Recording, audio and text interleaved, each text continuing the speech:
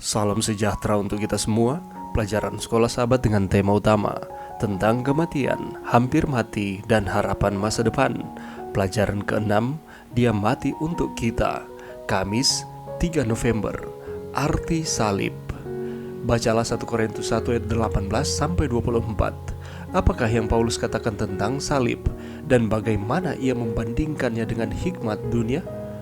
Mengapa bahkan hari ini ketika materialisme atau gagasan bahwa semua realitas hanyalah materi, yang berarti tidak ada Tuhan atau keberadaan alam supranatural, mendominasi kebijaksanaan dunia, pesan salib begitu penting? Salib Kristus adalah pusat dari sejarah keselamatan. Keabadian tidak akan pernah bisa memahami kedalaman cinta yang diungkapkan di salib Kalvari. Di sanalah kasih Kristus yang tak terbatas dan keegoisan iblis yang tak terbatas berdiri berhadapan. Sementara Kristus dengan rendah hati menawarkan dirinya sebagai tebusan bagi umat manusia, iblis dengan egois menelannya dalam penderitaan dan kesakitan. Kristus tidak hanya mengalami kematian alami yang harus dihadapi setiap manusia, Dia mengalami kematian kedua, sehingga semua orang yang menerima Dia tidak harus mengalaminya sendiri. Berkaitan dengan makna salib, ada beberapa aspek penting yang harus kita ingat. Pertama, salib adalah pernyataan tertinggi dari keadilan Allah terhadap dosa.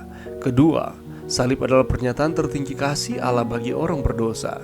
Ketiga, salib adalah sumber kekuatan yang besar untuk memutuskan rantai dosa. Keempat, salib adalah satu-satunya harapan hidup kekal kita. Dan kelima, salib adalah satu-satunya penangkal terhadap pemberontakan masa depan di alam semesta. Tidak satupun dari kebenaran penting tentang salib ini dapat ditemukan oleh kebijaksanaan dunia. Sebaliknya, seperti sekarang, pemberitaan tentang salib adalah kebodohan terhadap hikmat duniawi yang sering kali bahkan tidak mengakui kebenaran yang paling jelas yang mungkin ada, bahwa pencipta itu ada. Kata Yunani untuk kebodohan terkait dengan kata bahasa Inggris bodoh, yaitu pemberitaan tentang salib adalah bodoh menurut kebijaksanaan dunia. Hikmat duniawi tidak dapat mengenal Yesus atau keselamatan yang Dia tawarkan kepada kita melalui kematian penggantinya di kayu salib. Nilai apapun yang dapat ditawarkan oleh hikmat duniawi, mengapa kita tidak boleh membiarkannya mengganggu apa yang kita percayai tentang Yesus dan harapan yang ditawarkan kepada kita melalui kebodohan pemberitaan Injil? Pelajaran yang bisa kita dapatkan pada saat ini: seluruh alam semesta aman untuk selama-lamanya karena salib. Bahasa manusia tidak mampu menggambarkan manfaat yang luar biasa dan sangat besar. Pemberontakan dan dosa tidak akan pernah terjadi lagi di surga karena pengorbanan terakhir Yesus Kristus di Golgota. Penulis rohani dengan tepat menjelaskan bahwa kesejahteraan seluruh alam semesta sepanjang seluruh kekekalan bergantung pada pekerjaan Kristus yang diselesaikan di kayu salib. Tidak hanya manusia, tetapi malaikat akan mengangkat kehormatan dan kemuliaan bagi penebus, karena bahkan mereka aman hanya melalui penderitaan anak Allah. Melalui kemanjuran salib, para penghuni dunia yang tidak jatuh telah dijaga dari kemurtatan. Inilah yang dengan tepat mengungkapkan penipuan iblis dan membantah tuduhan-tuduhannya.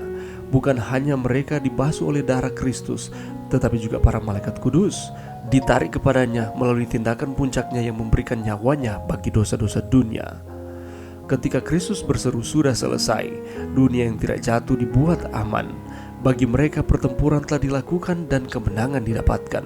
Sejak saat itu, iblis tidak memiliki tempat dalam kasih sayang alam semesta. Argumen yang dia kemukakan bahwa penyangkalan diri tidak mungkin bagi Tuhan, dan karena itu dituntut secara tidak adil dari ciptaannya yang cerdas, telah dijawab selamanya.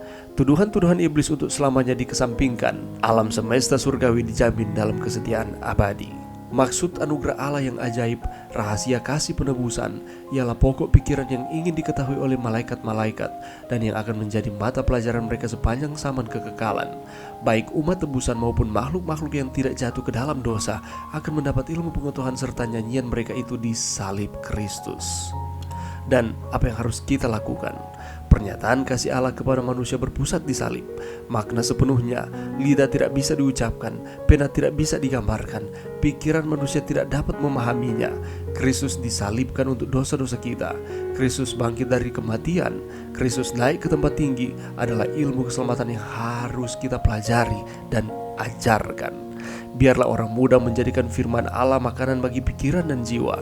Biarlah salib Kristus dibuat menjadi ilmu dari segala pendidikan, pusat semua pengajaran dan pelajaran. Tak satu pun dari kebenaran penting tentang salib ini dapat ditemukan oleh kebijaksanaan dunia. Sebaliknya, seperti sekarang, pemberitaan tentang salib adalah kebodohan terhadap hikmat duniawi yang seringkali bahkan tidak mengakui kebenaran yang paling jelas yang mungkin ada, bahwa pencipta itu ada. Hikmat duniawi tidak dapat mengenali Yesus atau keselamatan yang Dia tawarkan kepada kita melalui kematian penggantinya di kayu salib. Itulah sebabnya jangan pernah mengandalkan akan pikiran-pikiran, kemampuan-kemampuan kita, tetapi mari kita andalkan Tuhan di dalam setiap kehidupan kita. Karena jangan lupa, Yesus telah mati bagi kita dan pengorbanannya sempurna untuk menebus kita dari dosa-dosa kita. Kita bersyukur kepada Tuhan oleh karena kasih-Nya yang tidak terbatas di dalam kehidupan kita. Yesus datang, mati, dan bangkit untuk saudara dan saya. Oleh karena kematiannya di kayu salib melayakkan kita untuk terus menjadi anak-anak-Nya. Apakah arti salib bagimu? Mari berdoa. Terima kasih Tuhan atas firman-Mu pada saat ini. Kiranya dengan firman ini dapat memberikan pelajaran bagi kami untuk kami terus berserah sepenuhnya kepada Tuhan. Karena Allah sangat mengasihi kami. Yesus rela mati di kayu salib untuk keselamatan kami manusia. Ini doa kami di dalam nama Yesus. Amin.